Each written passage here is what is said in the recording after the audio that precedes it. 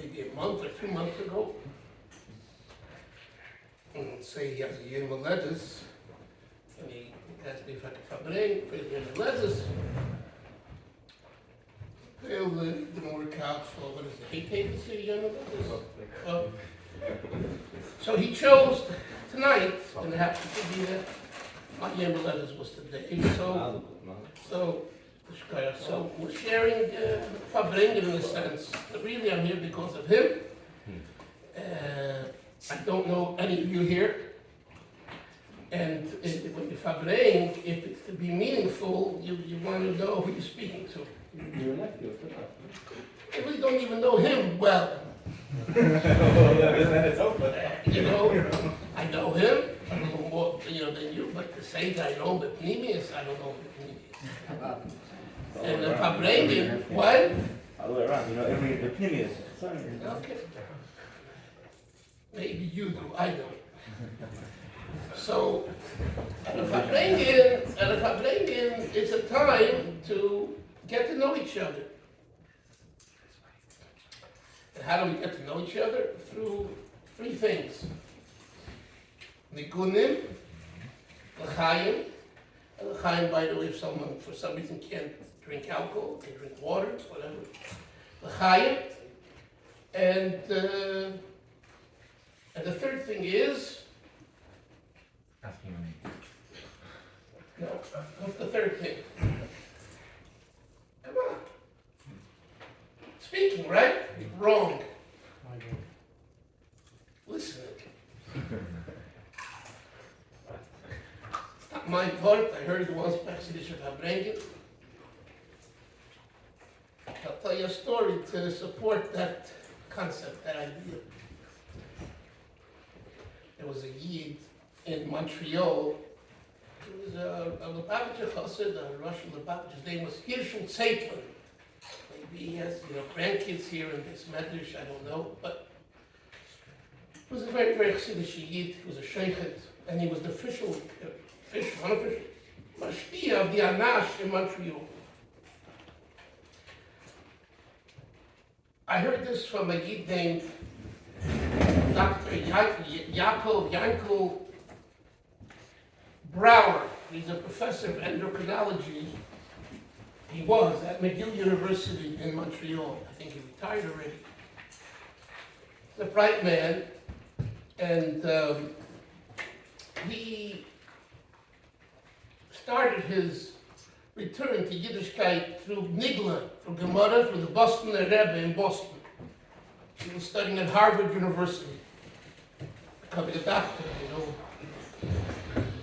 And somehow his neshama wanted more, so the Boston Rebbe is, for years, was really the Hasidic, address more, I believe, than the few Chabadniks that were there. I'm not talking about going back to the 40s or 50s. I'm not talking about since the Shluchim came. I'm talking about way earlier, 70s, 60s, 70s. Anyway, I mean, Lubavitch was there also from very early on. But, he had a piece medrash, and he conducted himself like a Rebbe, or a Strangel, you put on a Strangel right away, people, are attracted to you because putting on, a schwanz on your head, a tail, fur on your head, it's pretty cool, pretty interesting. Up upon it. So, Yankel Brawer, Jacob Brawer is known as Jack Brawer, Jacob Brawer, was attracted to him, taught him how to learn Gemara. Then he started asking questions about God, and the Munah, the Torah, and questions. And, he wasn't satisfied with the answers that Boston Rebbe and his people giving.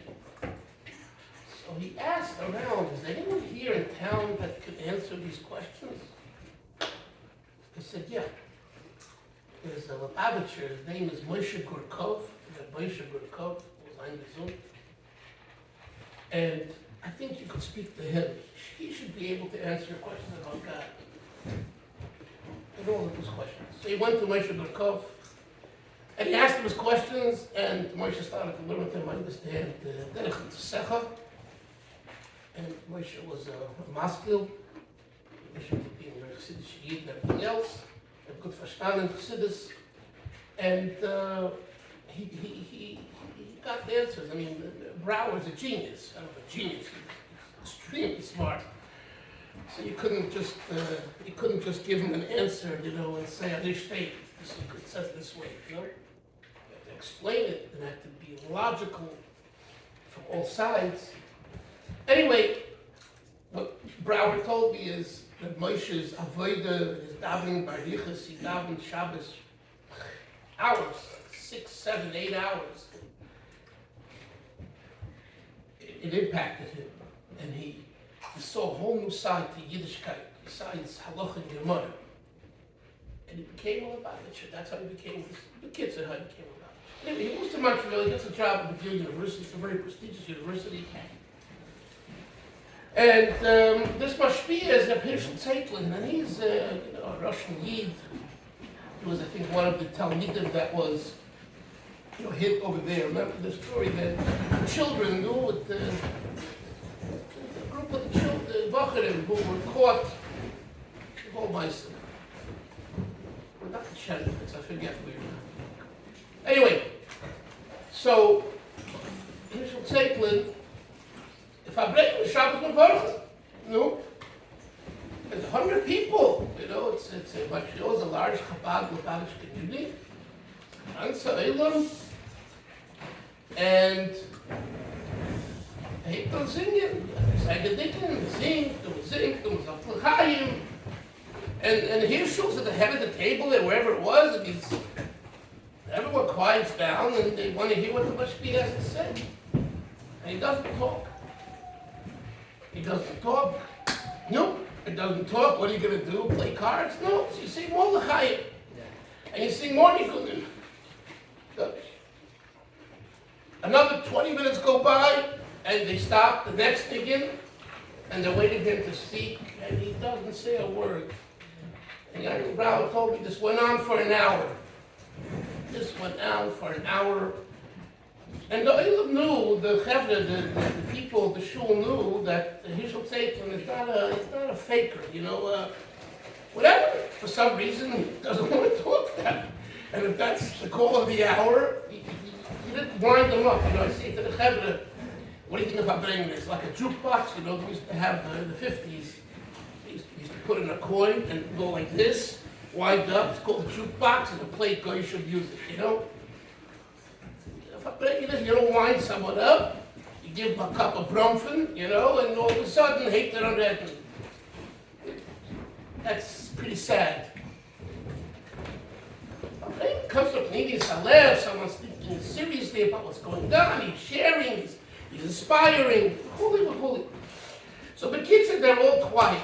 And now Hirshel had already said a lot of L'chaim, probably on vodka, not on scotch, said a lot of L'chaim. And you can see that he's turning red on his face. And he's very intoxicated. He's chicken, but he's a Russian, he can hold his liquor. But he definitely had a lot of Bromfen. He definitely had a lot of mashke in him. And the singing. Anyway, he doesn't say a word. Brawer sat where this Lazia was sitting, okay? Right across him, right? And as they finished the third or fourth niggin, and it's already time to... he goes to Brawer like this. This is what Brawer goes like this. He looks him in the face and goes like that. He doesn't say a word. And then he collapses like that. Then he falls asleep, and the Fabrengen is over.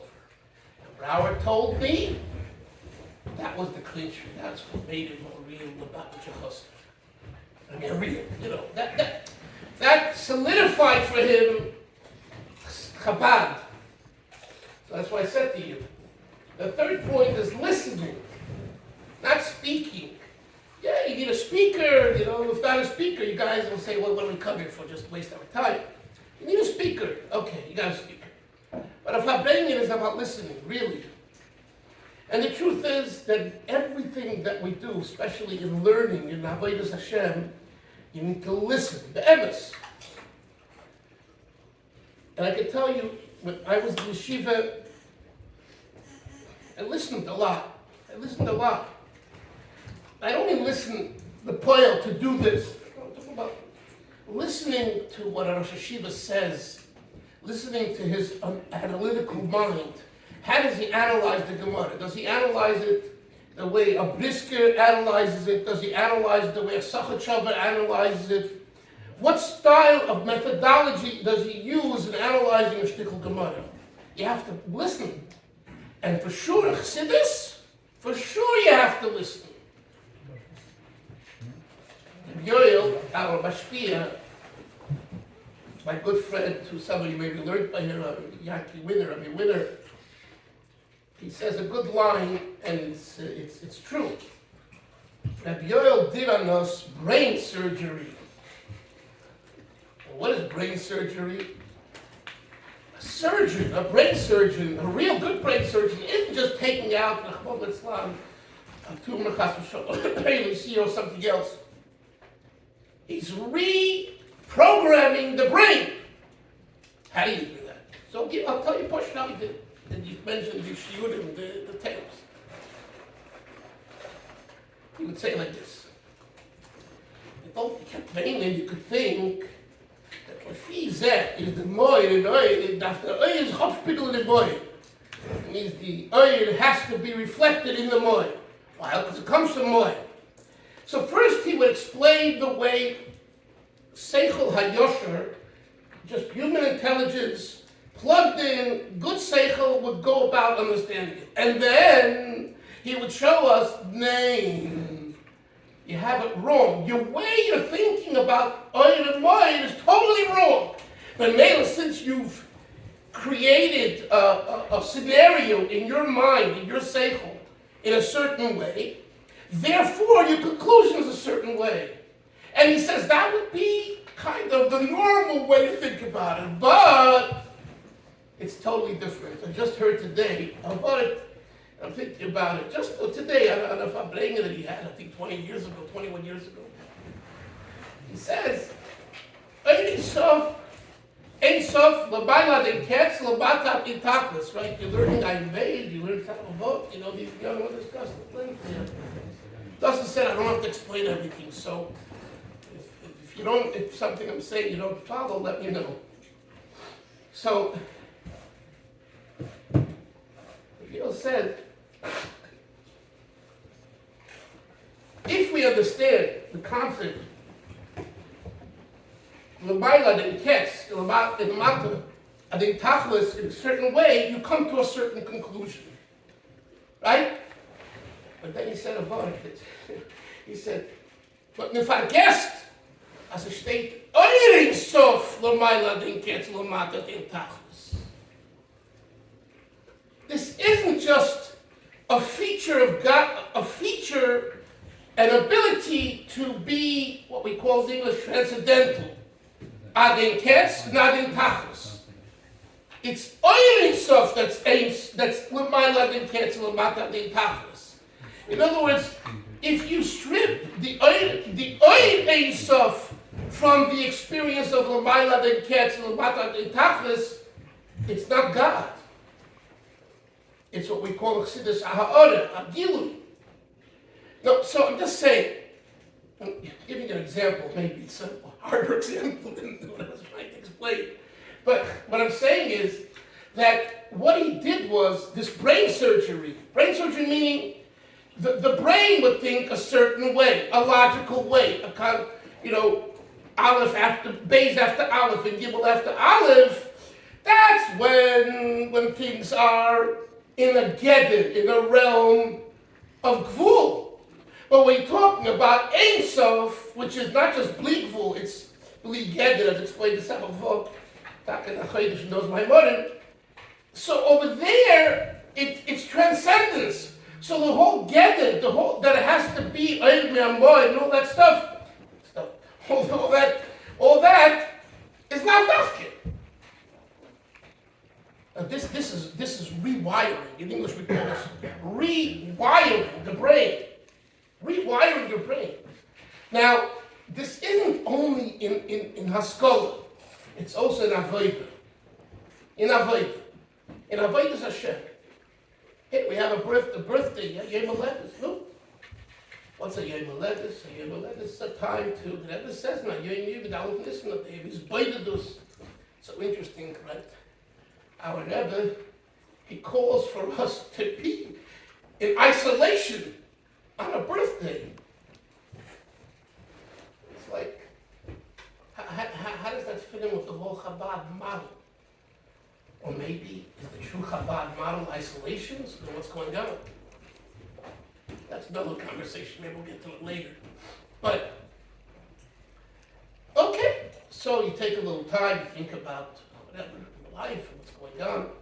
You go to the oil, you daven a little more bariches, kavana, chazach and whatever, tzedakah. That's the norm.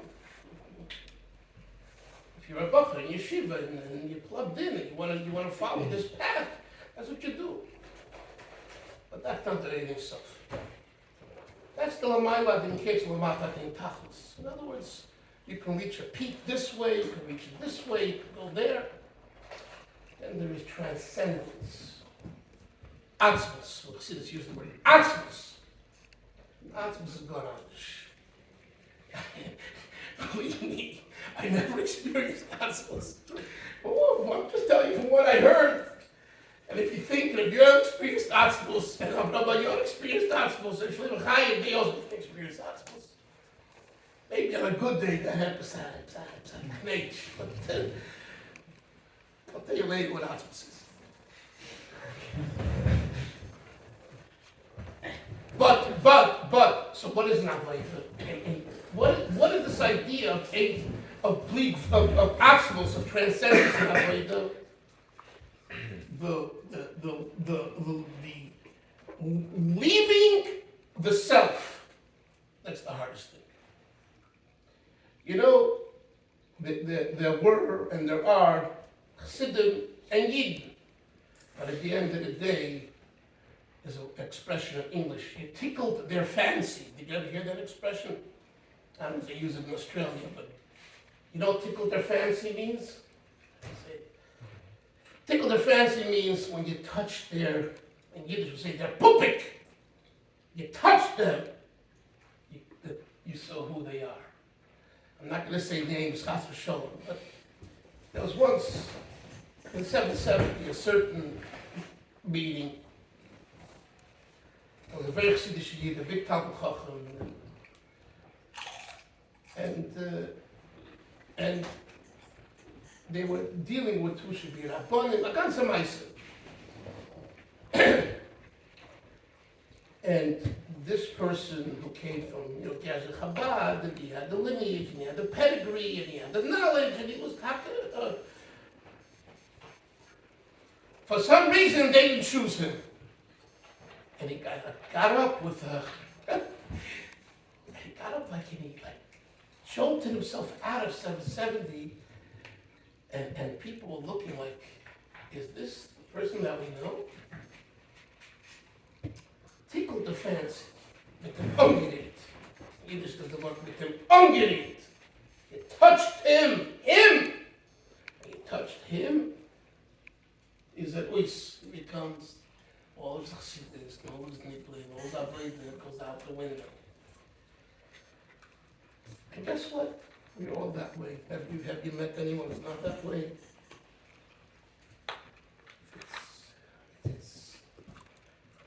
But that's the tnuah, the notion of atzmos in Avodah is the bittul atzmi, the complete bittul where the self, the regish, the hergish of the yesh is put aside. Okay, no, there's that was of l'chaim, enough with the haskalah, l'chaim. Not l'chaim, say l'chaim, no. If you're not saying l'chaim, I'm not saying l'chaim, so it's up to you. That's the deal. Nosson, something high, Nosson, where are you? Hi.